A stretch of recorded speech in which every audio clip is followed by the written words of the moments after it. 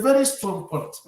But what do you think, Daddy, that if we adopt, what are those things? If like people like you, like if I am the president of Nigeria, it's people like you I should go and bring you wherever you are, place you in a position, even if it's not the ministry, create a commission, a supervisory commission for people like you. That's the kind of things we do. They do abroad. They create a commission, a supervisory commission, that people like you who have experienced, who have spent 40 years in this, and God still give you good health to be able to articulate and come out and see how sports can develop. They can create such things, and people will come and bring in their ideas. So, but I am not the president, but I am the voice of Africa.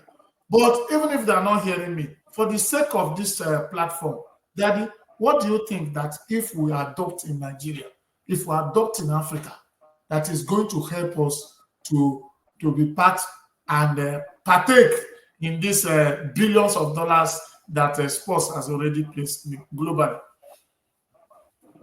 Now that brings us to programming. If we develop a program, for instance, in order to discover a talent up to Olympic level, it requires not less than 12 to 16 years of continuous and sustainable planning.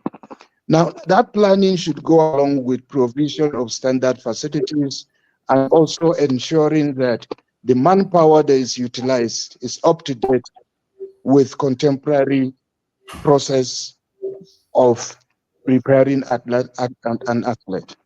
That means there should be funding for the education of the coaches, and there should also be provision of funds for scientific equipment and programs that will guide the athletes holistically to stardom. Now, in Nigeria, we have advantage of 65% of the population below 35, and the catchment area of sports is actually below 35. So which means with 45% of the population also below 25, we are now a veritable breeding ground for talent development and high performance development. So if the government, the public sector, and the private sector are able to put hands together to structure a good program and sustain it, within no time, the economy, the GDP of the country will change through sports.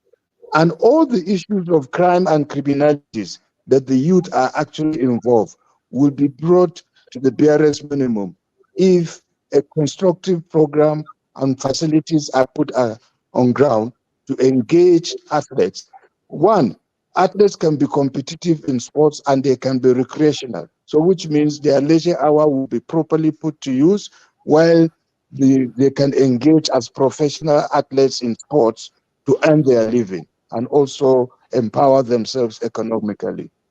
So I would suggest that government has made the effort to return the Sports Commission less than 2 weeks ago. The National Sports Commission has been returned. A chairman has been appointed and a director general has been appointed. They should now just hit the ground and structure the Sports Commission in order to be part of the $700 billion that is available in the sports market industry.